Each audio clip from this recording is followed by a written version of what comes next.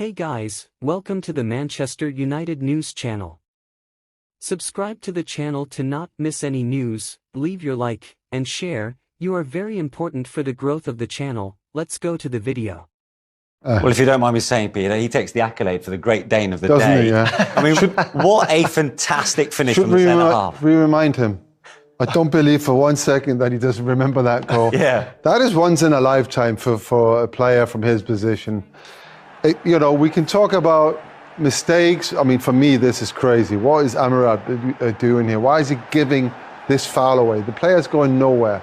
Ayew is going nowhere. Just keep your cool. But once they get into this position, look at that finish. That is just absolute, it's clinical. You would have been proud of that, Glenn.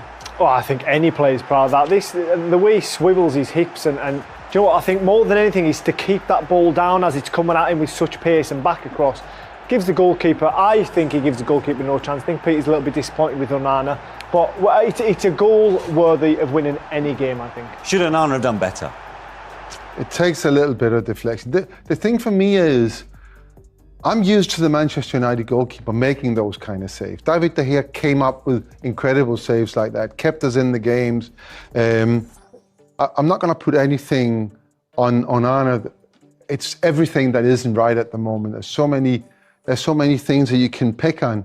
And of course, if you come in as a new player and you're in this environment, which is not, it doesn't seem to be a happy environment. No. It's going to affect you. It is going to affect you. It's just what we've been used to for 12 years. It's those amazing saves. And at the moment, it's just like too many easy goals that goes in.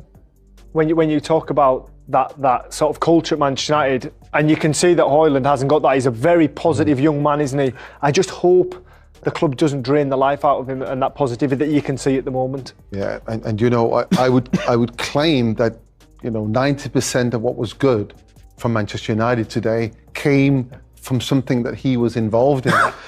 The problem is that the team hasn't had a proper number 9 for a long time.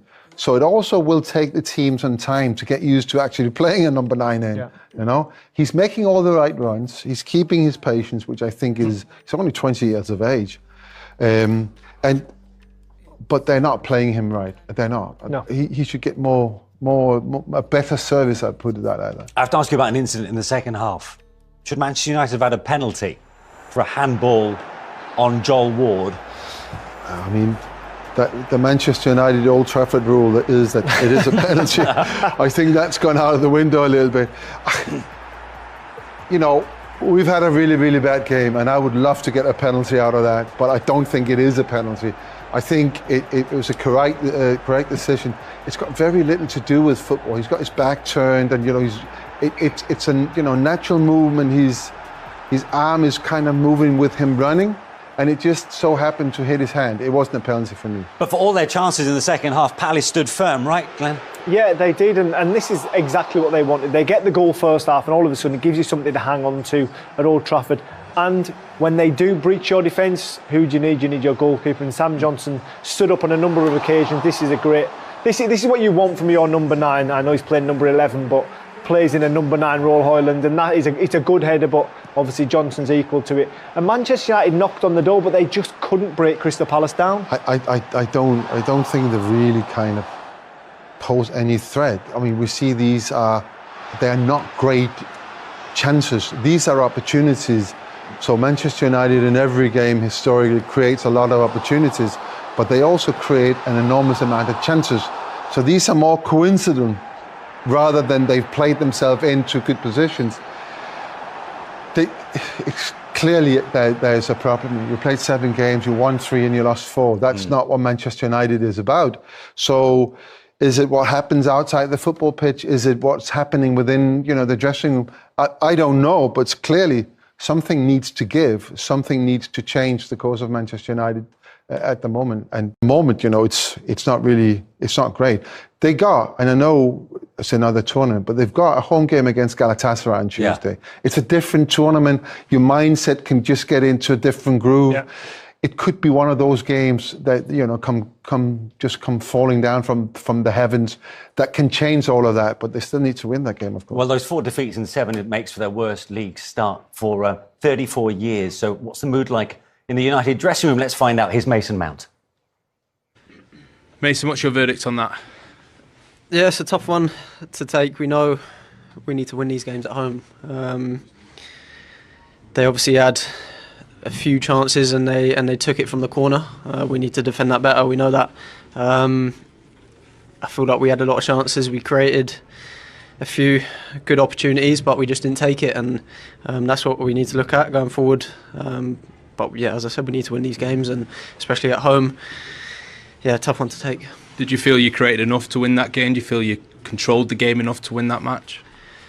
I feel like we had them camped in their half for good spells, so we had chances to create, and I think, listen, if we get one goal, we're right back in it, and we're pushing and we're on top. So the game can flip, but we can't let them go 1-0 up, and that's the case. But listen, there's a lot of things to work on, a lot of things to look at, and we'll go back and we'll work on it, and we need to look at the next game now. So United have gone from being unbeaten in 20 matches at home in the league to now 2 defeats in 2. What next now? What needs to be done? We've asked this a few times already this season, Peter. How long have we got? Yeah. No, I think I said this at halftime. I would like to see the play being a bit quicker, more direct, and a lot more energy. I like to see all players run, and I like for the team to eradicate all the silly mistakes. So Amrabat, for instance, handled the ball 3 times right at the end of the game. For me, that's more of a penalty than the situation we saw before. And also, you know, he gave away 2 or 3 times up while we were putting pressure on, gave fouls away. That kind of stops our momentum, or the team's momentum. And then, of course, the foul and the goal. I mean, there's no need. So eradicate all that, concentrate more, and then be a little more direct, you know, and then believe that someone like Højlund can actually put the ball in the back of the net. It doesn't matter who scores.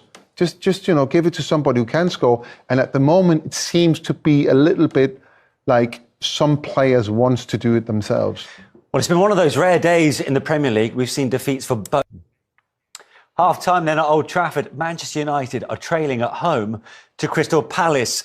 Frustrating first 45 for the host, but let's talk about this goal first of all. Yeah, I mean, first we talked about Amrabat before the game, you know.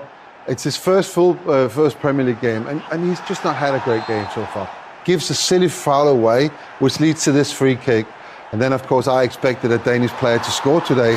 The other end, that is. But yeah, for Joachim Andersen to hit the ball like that, what a fantastic goal. And then we can talk about, should the goalkeeper have saved it? Should the defence have done better? Just to enjoy this. This is a fantastic finish. Well done, Joachim. Yeah, as a centre-half, I mean, the way that ball drops on his right-hand side and he places it back across the goal, and with such power and purchase on it, I thought it was a fantastic goal, and Palace actually deserved to be in the lead. Clear-cut chances have been few and far between for Manchester United, but what about the opportunities they have had? I don't think Rashford passes the ball to Højlund enough, but when he does, you know, something happens. Yeah, Højlund nearly scores from that pass. It's a fantastic save on the line. That's basically the only time he's really done that. He's had 3 or 4 occasions where he could have taken him into play and hasn't done that. That is something they need to develop. This is the only other chance, Glenn, that United has had. Yeah, I mean, again, it comes from Rashford. Not a great cross when he gets there, but it's a long-range effort. And in all honesty, when you go away to Old Trafford, Crystal Palace will be delighted that Manchester United chances are from 20 yards out. That's exactly what you want, and they're frustrating Old Trafford, the crowd, the players, and they can feel that. And when you do that, when you go there as an away player and you can feel the crowd turning, you know you're winning, you know you're in the game, so they just need to keep being frustrating. Well, there are plenty of other goals in the 5 other Premier League games. Well, this is the closest United came whole of the first half. It's their only attempt on target. Rasmus Højlund thinks he might have got there, but Matt Gay off the line. Tyrick Mitchell off the line. And this is a finish. Joachim Andersen. I mean, I'm surprised the ball reached him, Richard. It was a poor ball in, if I'm being honest, from Etsy. Flat, what shouldn't really get there, but it does. But what a finish. Just comes off Dallow's shoulder. Because I think there's 1 or 2 United fans might say goalkeeper should have... Thank you all for watching. Subscribe to the channel to not miss anything. Leave your like and your comment, that is very important for the channel growth. Until the next video.